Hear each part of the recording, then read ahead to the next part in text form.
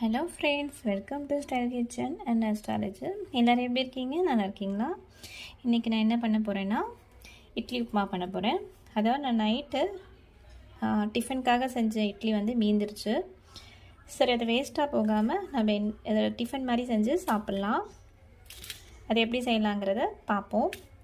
அதுக்கு முன்னாடி வீடியோக்குள்ளே போகிறதுக்கு முன்னாடி புதுசாக பார்க்குற நீங்கள் மறக்காமல் சேனலை சப்ஸ்கிரைப் பண்ணி வச்சுக்கோங்க. அப்போ தான் மிஸ் பண்ணாமல் அடுத்தடுத்த வீடியோவை பார்க்க முடியும். வாங்க வீடியோக்குள்ளே போகலாம். ஒவ்வொரு இட்லியும் எடுத்து நல்லா அப்படி பிசைஞ்சு எடுத்துக்கோங்க. இந்த மாதிரி நல்லா பிசைஞ்சு எடுத்துக்கலாம்.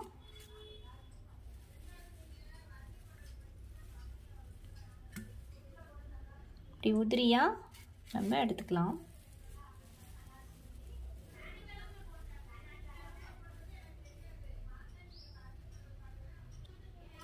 நான் நல்லா உதிரியாக எடுத்து வச்சுக்கிட்டேன்.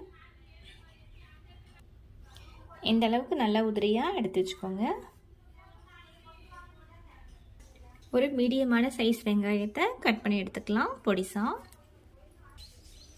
அடுப்பில் கடாயை வச்சுட்டு தேவையான அளவு எண்ணெய் விட்டுருக்கேன். இப்போ நம்ம கடுகு சேர்த்துக்கலாம். கடுகு நல்லா பொரியணும். கடுகு நல்லா பொரிஞ்ச பிறகு கொஞ்சம் சீரகம் சேர்த்துக்கலாம். சீரகம் நல்லா புரிஞ்சிருச்சு. இப்போ கடலைப்பருப்பு சேர்த்துக்கலாம். ஒரு ஸ்பூன் கடலைப்பருப்பு சேர்த்துருக்கேன். அதே மாதிரி ஒரு ஸ்பூனு உளுத்தம்பருப்பு சேர்த்துக்கலாம்.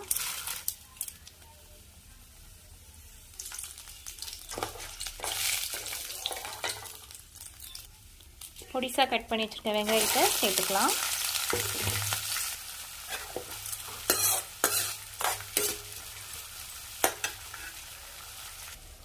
ஒரு 4 வத்தலை நான் ரெண்டாக பிச்சு எடுத்து வச்சுருக்கேன். அதையும் சேர்த்துக்கலாம்.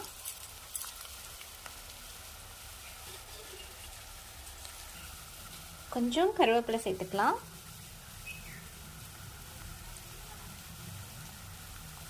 அது கூடவே உப்பு தேவையான அளவு அதையும் சேர்த்துக்கலாம்.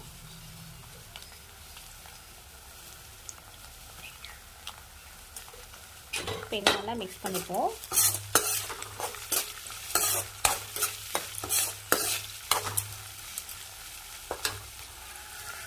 ஒரு சின்ன சைஸ் தக்காளி எடுத்து வச்சிருக்கேன். அதை பொடிசா கட் பண்ணி சேர்த்துக்கலாம். தக்காளி சேர்த்தாச்சு.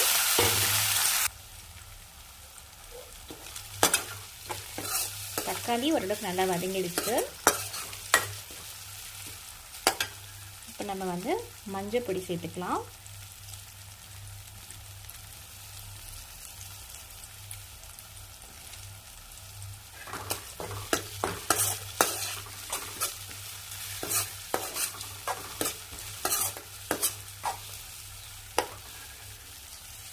நம்ம உதிரியாக வச்சுருக்க இந்த இட்லியை நம்ம சேர்த்துக்கலாம்.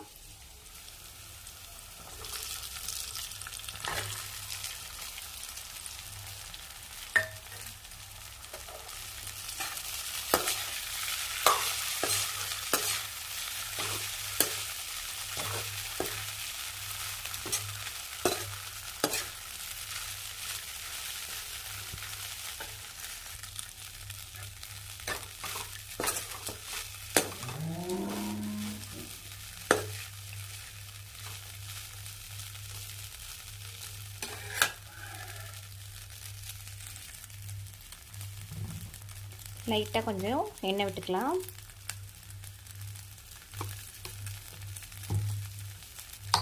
இப்போ நான் ஒரு முட்டையை உடைச்சி ஊற்ற போகிறேன்.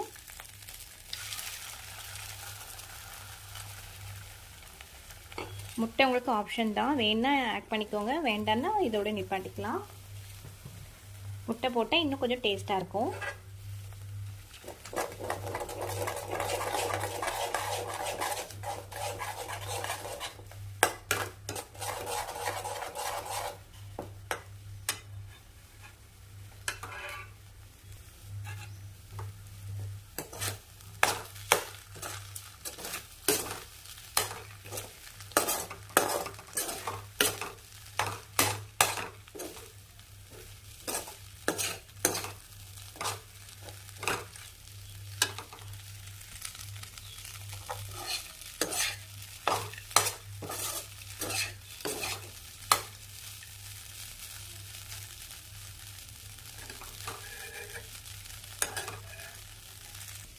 இப்போ நான் கொஞ்சம் எள்ளுப்பொடி சேர்த்துக்கிறேன்.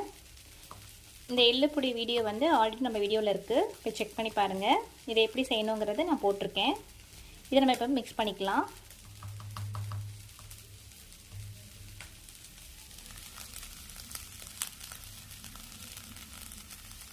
ஃபைனலாக இதை மிக்ஸ் பண்ணிங்கன்னா ரொம்ப டேஸ்ட்டாக இருக்கும்.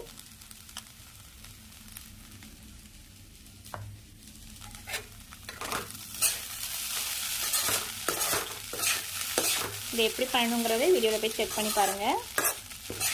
நான் ஆல்ரெடி போட்டிருக்கேன். இட்லி மேய்ந்திருக்குன்னு கவலைப்பட வேண்டாம். இந்த மாதிரி ட்ரை பண்ணி பாருங்கள். ரொம்ப நல்லாயிருக்கும், டேஸ்ட்டாக இருக்கும். குழந்தைங்களும் விரும்பி சாப்பிடுவாங்க.